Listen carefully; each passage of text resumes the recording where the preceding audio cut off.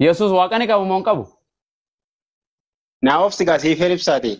Naa ibsiin jenne naa ibsii siin jenne bar gaafii naa ibsii gaafii kana siin jenne waan jedhe hundi. Oh. Nabi Muhammad sallallahu alaihi wasallam Allah yookaan waaqa waaqessu hin qabaa? Ni qaba Allaqe naa deebiste eebbifame firii. Nin jira. Yesus Kiristoos waaqa waaqessu hin qaba moo hin qabu? Na gaafatte ibsa barbaadaa siifin ibsan siin jedhe. Naa ibsaa tere kadeen bitar dhufetti ibsee feete. Hin dandeenyu yaa jara kee. Normaal si jaalanna deem nagaan taa'i. Jalatan taa'iitti waan nuti gaafa nu dhaggeeffadhu. namni yoo ta'ellee ni qabaa namaan jeeti. Aboo akkami qaba eenyu qaba gajaan namaa ibsa malee. Allah lazim. Eega ni qaba jee eega ni qabaa siin jee sii deebise sii ibsuudha qaba malee. Takkaan ni qaba takkaan qabu jee eega sii deebise. Achi booda ragaa gaafadha. Siifin ibsama. Iyesuus jechuun maal jechuudha wayin jedheeni. Abbaa jechuun maal jechuun jennee bara.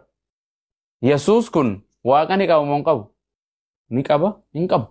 Ni qaba baa hin qabu. Akkanaan kaa'eef. Yesuus Kiristoos ni beektaa? Sirriitti beekta. Yesuus Kiristoos waaqa akka qabu ni beektaa? Yesuus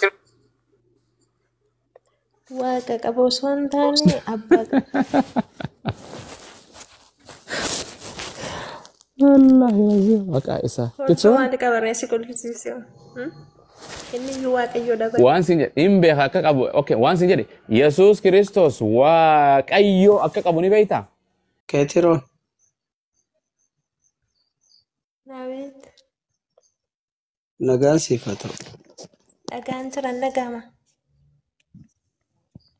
Ameen siifillee nagaa waaqayyo siifatu. Kiristaana.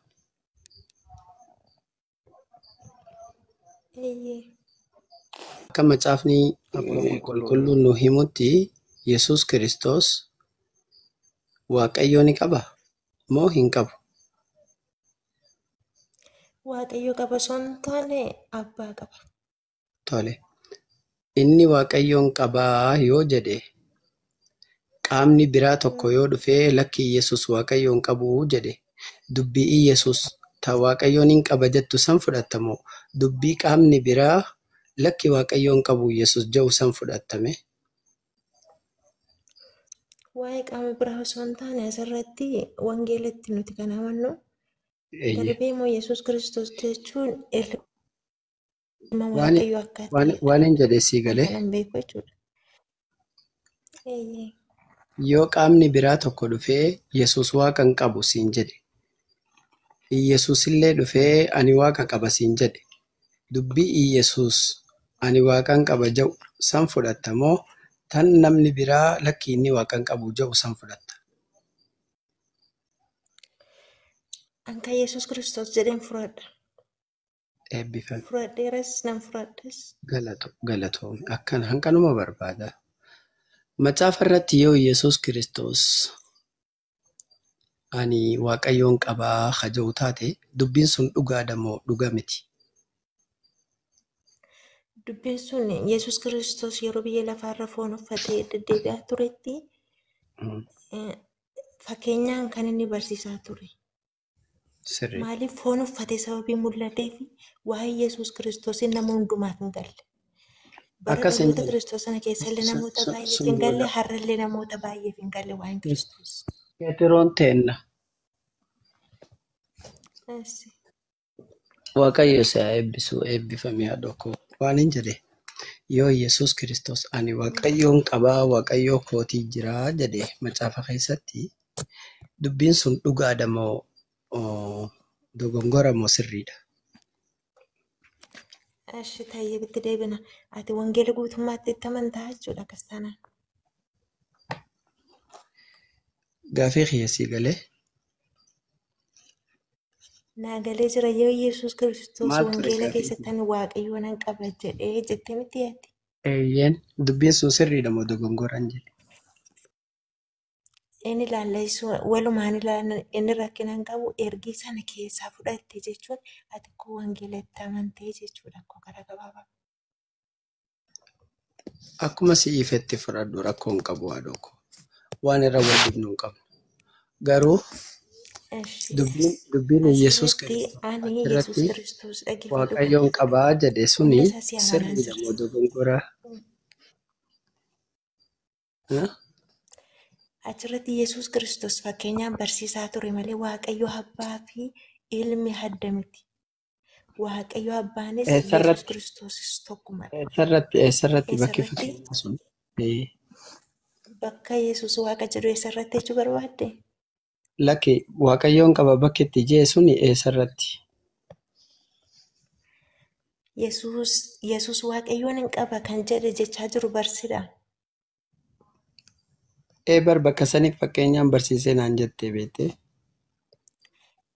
Situ jedhanii sitti maa jira kan yoo jedhamee jira ta'e inni fakkeenyaa Yesuus Kiristoos kan inni barsiise malee Yesuus Kiristoosiif Waaqayyo Abbaan tokkoon siin jedha. Ishee Isaayyaas 9:6 baasi. Macaafa harkaan qabuun. Nama macaafa harkaa qabutti nu kenne kan. Waaqummaan gatiitti Yesuus Kiristoos guyyaa gaafa dhalate kaasee humni waaqummaa akka herreeru wangeela Isaayyaas 9:6 nu dubbisi. Tayyib. Waan isin jedhe haadhoko. Yesuus Waaqayyoon ni qaba moo hin qabu? Takkaa ni qaba naan jedhi, takkaa hin qabu naan jedhi. Gar tokkotti cituun bareedaadha. Abbaa qaba malee Waaqayyoon hin qabu siin jedhe bara. Ahaa Waaqayyoon hin qabu jette? Inni iyyuu Waaqayyoodha. Yoo qabaate abbaa qaba bara. Tole Yesuus bareeda. Kiristoos ilmadha Waaqayyoo abbaa qaba. Tole galatoomi. Yesuus Wangeela Yohaannis boqonnaa 20:17 irratti maaliif Waaqayyoo kiyyaa fi Waaqayyoo keessan maaliif jedhare? Baasi kanan ilaalaa cumarraa baasnee ilaalaa deemna. Mee banadhu yoo si bira jiraate. Wangeelli narra kan jiran bilbila illaa malee hin qabu.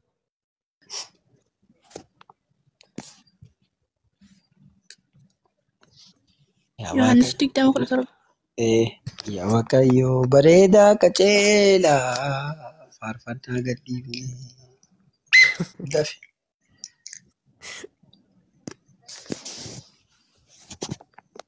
Hallelujaa. Yaa Waaqayyoo bareedaa qaceelaa. Mee waan kana dubbisi ilaali. Keetiroon. Meeqaa kaasee? Abiit meeqaa kaasee? Wanna 17 irra jira. Yesuus immoo ana hin qabin. Yommus Yesuus Maariyaam isheedhaan jedhe isheen immoo gara isaatti galagaltee Yemmus afaan 16. baastee 16 mucaa Kunoo 17 Yesuus immoo kan jedhu ana hin qabin. Ani ammayyuu gara abbaatti ol hin baane. Yesuus immoo ana hin qabin amma iyyuu gara abbaatti ol hin baane gara obbolootaa dhaqe ani gara abbaa kootiif akka abbaa kootiif abbaa keessanii gara waaqayyo kootiif waaqayyo keessanii ol nan ba'a jedhe isaanitti anaaf hime jedhe. Isheen Okay, bareedaadha. ergasii Gara eenyu xiyyaajjee? Gara eenyu xiyyaajjee? Ishi majammaraa maal jedhe gara abbaa kootiif gara abbaa keessaniitti ol nan ba'a jedhe miti. Lakkii gara abbaa kootii fi abbaa keessanii gara waaqayyoo kootii fi waaqayyoo keessaniitti je. Kana jechuun Yesuus Kiristoos ikkoo majammaraa siibsee jira bara. Jechuu danda'u Abbaan waan sana ta'eef Yesuus Yesuusiif Kiristoosiif godhe. Yesuusiif abbaan sun abbaa ta'aaf moo hin ta'uuf?